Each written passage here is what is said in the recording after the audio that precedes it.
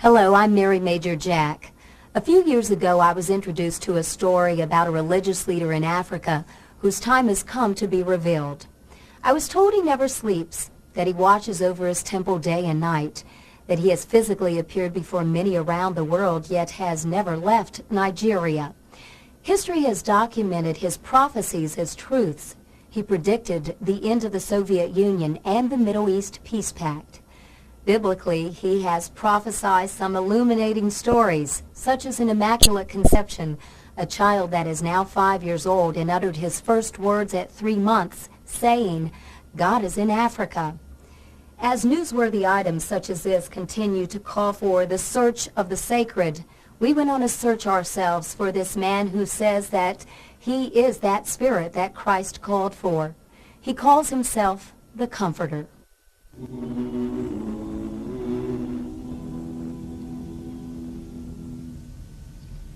Remember the prophecy of prophets Daniel of old.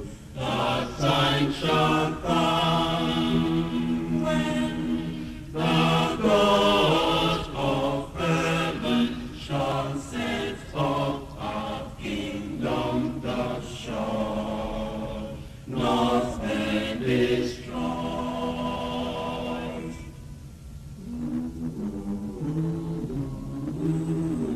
The kingdom shall grow stronger and stronger and break to pieces. He is a new Ark, new Noah. Explanation as to how I saw him, why it happened, or why he didn't appear on tape. It's the only thing that's ever happened in my life that I cannot explain. The kingdom of this world, their kingship is falling and fading, as was revealed. But the brotherhood of the present star, with his kingship, is reigning and reigning.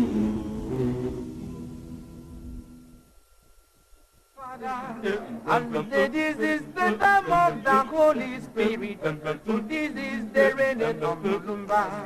Everything is fulfilled. Amen. Amen. Whoa. Amen. Amen. Amen.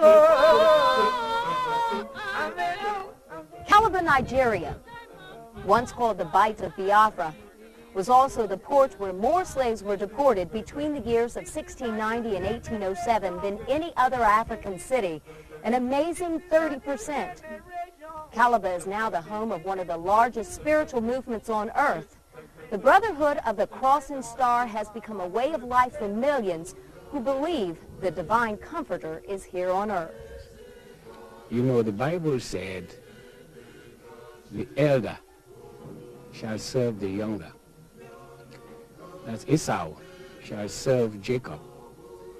And till when the yoke will be taken off the neck of Esau, then Esau will have dominion.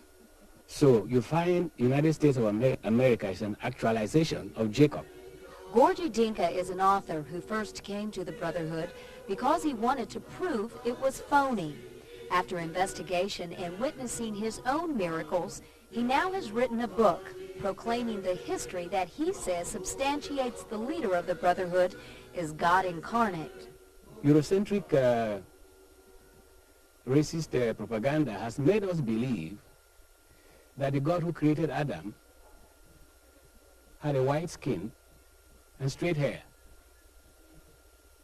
But their own science and archaeology has established that the first human being was an African.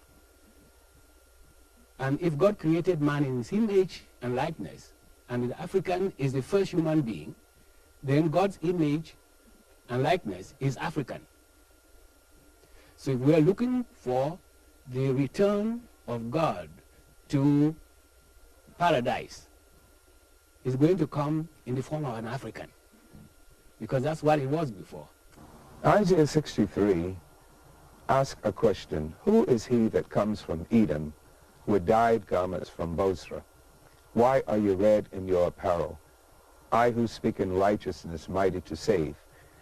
Here it is explaining, while the world is looking for the deliverer to come from Israel, Jacob was called Israel, Esau was called Edom. Then the Edomites are the ones in the last generation that would have the dominion. And that represents leader Olumba, who has come from Edom. And his garments are red in color. And he is here to establish that righteous kingdom and teach the world. They are talking about the sole spiritual head of the Brotherhood of the Cross and Star. He is Olumba Olumba Abu. His assignment on this earth, beginning with his name, is believed to be biblically prophesized. As an example, Revelations 19:12 reads, "His eyes are as a flame of fire, and his name is written that no man knew but himself. He was clothed with a vesture dipped in blood, and the armies which were in heaven followed him upon white horses, clothed in fine linen, white and